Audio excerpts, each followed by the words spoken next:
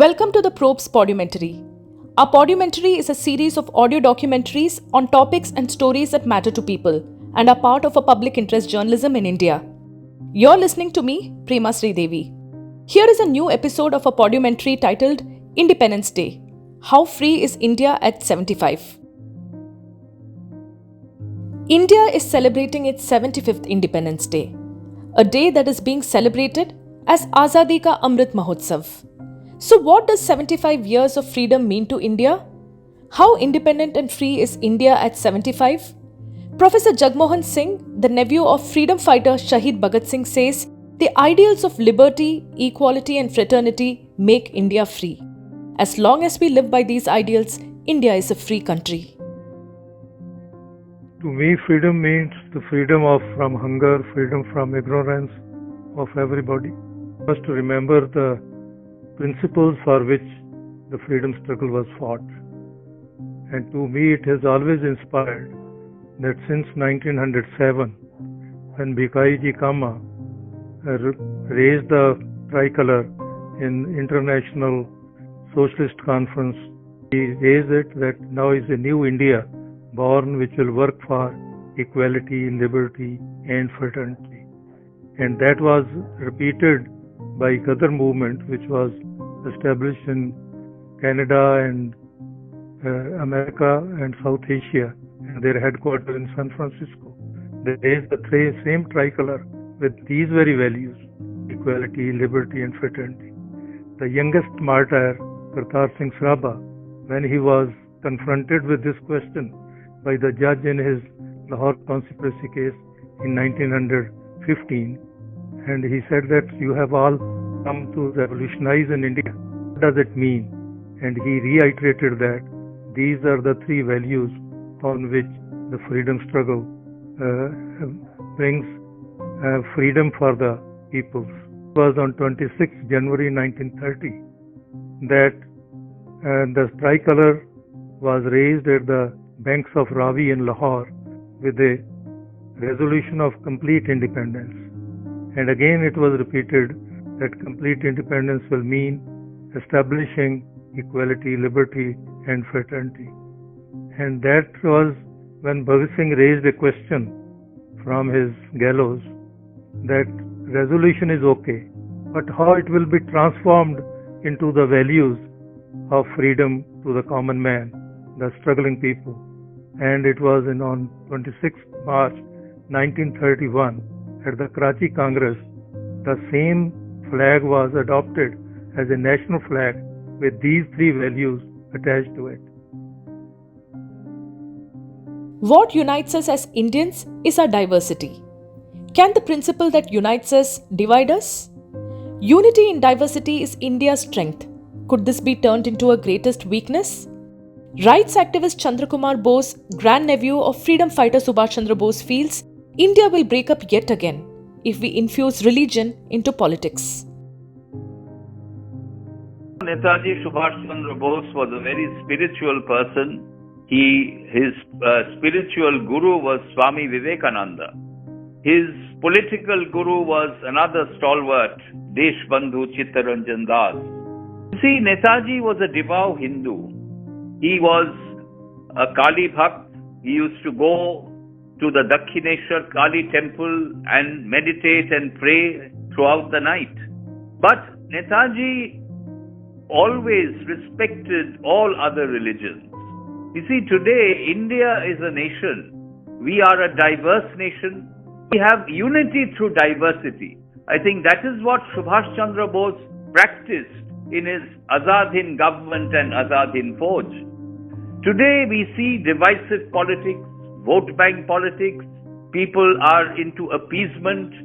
Subhash Bose would have never accepted or tolerated this kind of political, activity in our nation.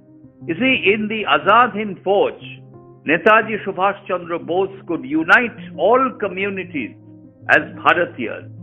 The 60,000 soldiers that he had in his Indian National Army, Azad Hind Fauj, do you know, not a single Muslim was there, not a single Hindu was there, not a single Buddha, Jain or Christian were there. But then who are these 60,000 people? They were all Bharatiyas. I think the relevance of Netaji Subhash Chandra Bose in 21st century India is his ideology that he could unite all communities as one, as Bharatiyas, and take India forward. Netaji was the only leader who refrained from using religious symbols for political purposes. This is a message I would like to give to the political leadership of our country. Refrain from using religion into politics. India would again be partitioned. India would break up again, as what happened in 1947, if you continue practicing religion into politics. So let us come forward. We respect all religions.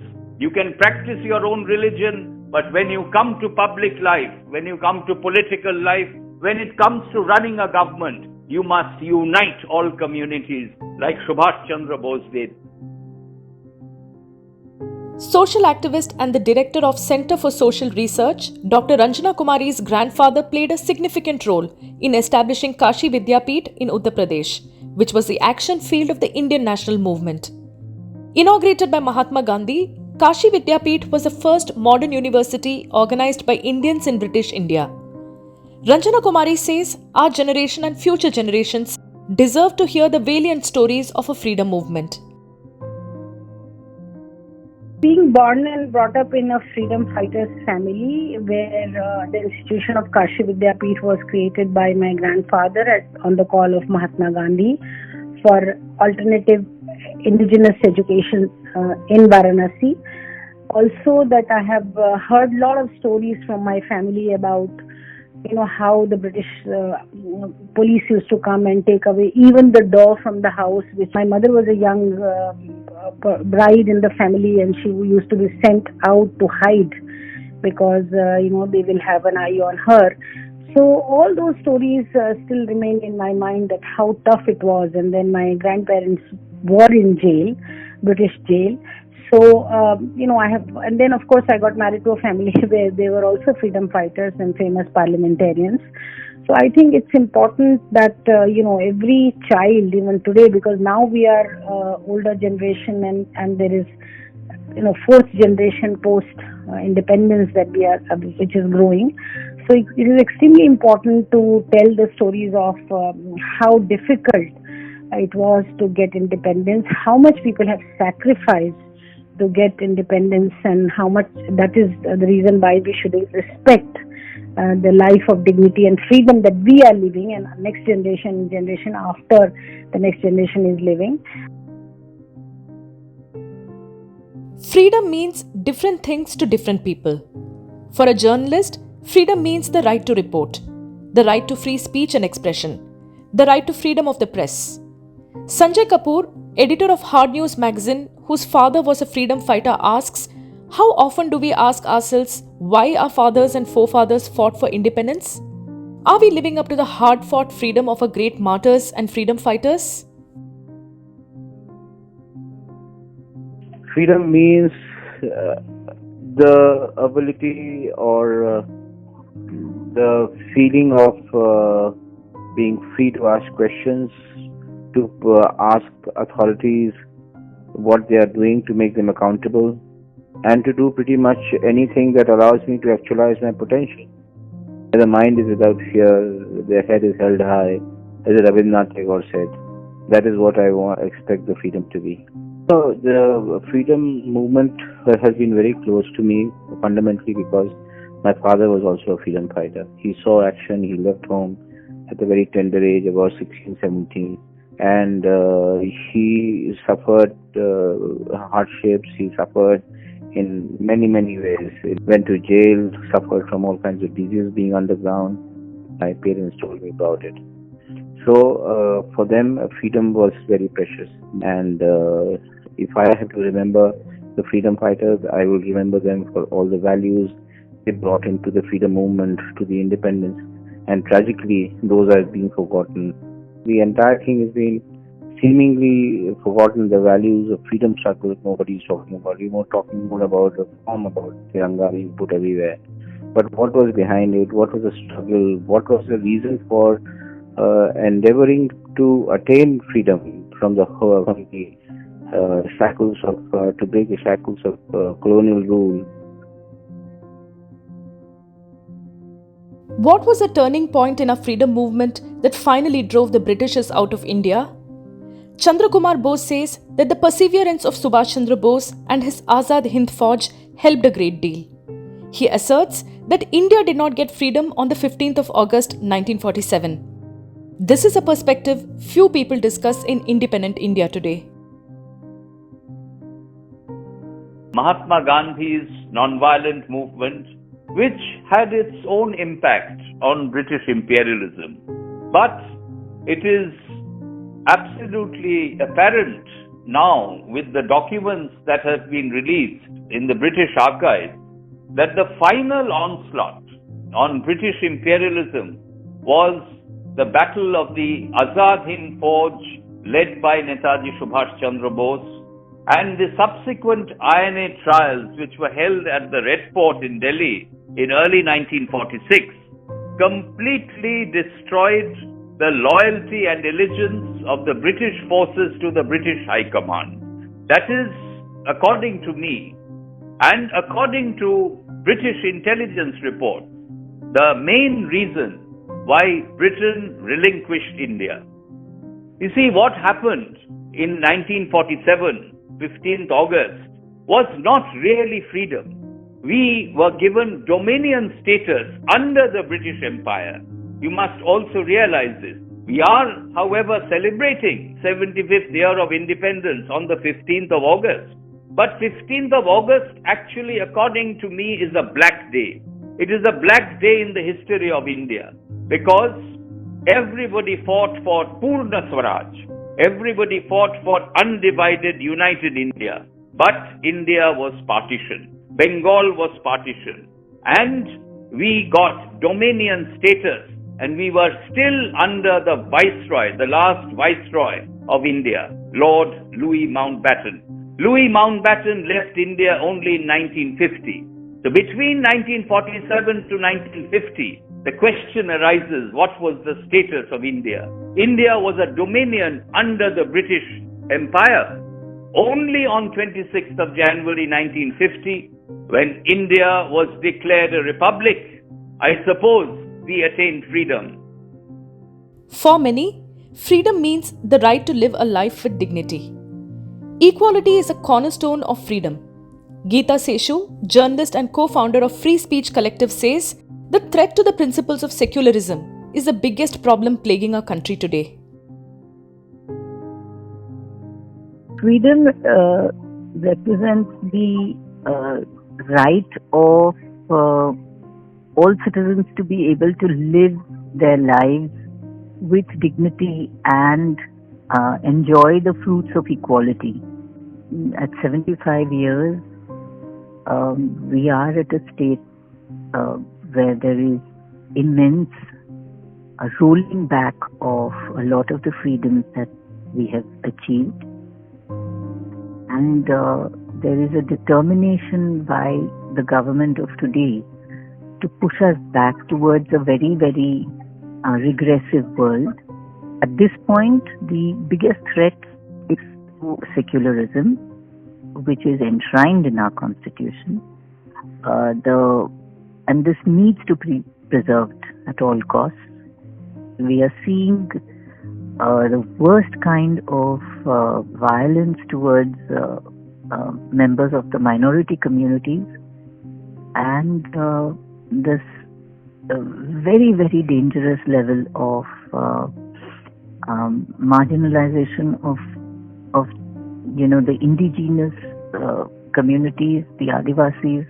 Their lands are being taken away from them, and in the name of development, so-called development, there is huge destruction of the environment. Those are the big threats really that we are facing.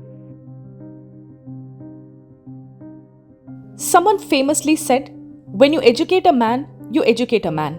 And when you educate a woman, you educate a generation.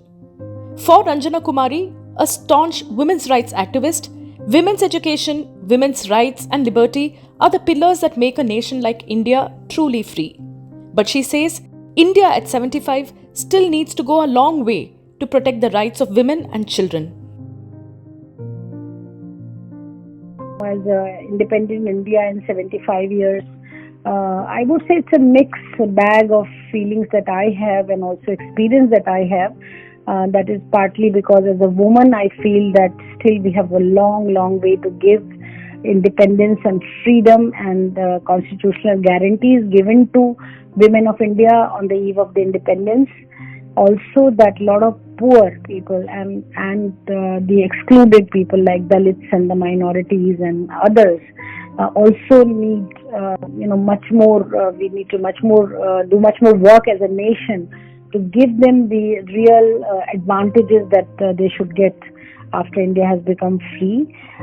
If every child is not educated, every woman is not healthy, and every able working hand does not have the employment, then certainly there is a long way to go. Chandra Kumar Bose says the time is ripe for another fight in India. A fight to make India a cent% literate nation. A fight to give equal job opportunities to citizens. A fight to rid the country of regional bias. A fight to give women the position they deserve in our society. Netaji Subhash Chandra Bose, who in the 1940s, in his Indian National Army, he gave equal status to women. He established the Rani of Jhansi regiment, where women could fight along with the men for the freedom of our nation. So here was a man beyond his time. Today the basic needs of citizens are not being met. Today, if you see, after so many years, we have not been able to eradicate illiteracy. Illiteracy is the root cause of so many problems in our nation. So I think we must ensure that right to education is there. Education reaches each and every citizen of our country. We must also ensure that job opportunities, equal job opportunities should be there across the country. We must also see that this regional bias should not exist. Regionalism, religion and communalism have today seeped into our school textbooks. Lieutenant General JS Bajwa, author and editor of Indian Defence Review, says our children deserve the right to an unbiased curriculum, and we must revisit our school curriculum and make it prejudice-free. Freedom to me is having the ability to make my own choice. But when I say that I am free to choose or do what I want, I am also conscious that I do not encroach on or affect another's freedom. I think we need to relook at what we teach in schools, that we have an unbiased curriculum which brings out who did what, how much, instead of presenting or projecting any group or a set of individuals. Let the reader choose that who is he impressed most with, and that is one constraint that we put on ourselves by not bringing out all those who contributed towards the struggle. You see, the freedom fighters did their job, and I don't think they were waiting or wanting for any accolades from people. They did their job. Now it is for the posterity and us to recognize that and give them their dues. That will be our service to them, and that's what I think we have not been doing. Down with imperialism, long live revolution was a slogan popularized by Shaheed Bhagat Singh. Professor Jagmohan Singh says these words hold water even today. Imperialism must be seen in a different light today. As a nation, we are still haunted by the pangs of imperialism. Bhagat Singh said that I am putting my life on one slogan, and if that slogan is understood by my Indian people, the cost of my life is returned. And that was the down with imperialism, long live revolution. And when he said down with imperialism, he said imperialism is when one country loots the other country and also creates situations where people are divided so that its loot can continue. After 75 years, we don't need to remember the past, which was the murderous, the more torturous to many families. We have to remember that we had a commitment with our people that complete independence, what will mean. And now, after writing our constitution, where we are virtually taking away the jobs of the common hands, even in making this Tiranga, which was being made by the sentiments of the lakhs of women, and we have handed it over to the corporate. So I think we are not transporting those values, and that is my worry. What is happening to our resources? Who is getting accumulating the resources, and who is being depleted of the resources? It is independent to the ruling people, but it is not the freedom of the people. Who are the nameless, faceless, unsung heroes of our freedom struggle? Their names and precious stories were lost in the sands of time. The stories of the brave men and women who sacrificed their lives for the sake of our freedom must be told, says author and historian Pradeep Chakravarthy. I certainly think we need to talk more and more about not just the famous freedom fighters whose names we all know, but the lesser known ones in different parts of the country. I, for one, would love to know more and more about freedom fighters who fought in, say, East India or in Northeast India or in West India. So yes, a lot of it I can say that education department has to do, or politicians have to do, they have to do. Sure, they have to do that, but I have to look at what I can do myself also. And I think in that way, honestly, what the Honorable Prime Minister said about flying the tricolor in each of our houses. I know some people have said, oh, it's just a symbolic thing, and does that really matter? It's about what we hold in our heart. But I feel sometimes these kind of symbolic things do matter, and I'm for one, I'm certainly going to do this in my home. At 75, India has much to celebrate, but much more to aspire for. As India looks to the future, let us aspire for an India that is free from caste and communal politics, an India free of corruption, an India free of poverty and unemployment, an India where a free press thrives, an India which holds democracy and democratic values close to its heart. As Geeta Seshu rightly puts it, an India that lives up to the dreams and aspirations of our brave freedom fighters. I'm speaking from personal experience in the sense that I've, parents a father who was also somebody who gave a huge part of his youth for fighting for independence. And I recall the fact that this was always a sense of hurt and pain, that the world that they wanted to live for and that they really fought for was not a world that actually came to they came to realize.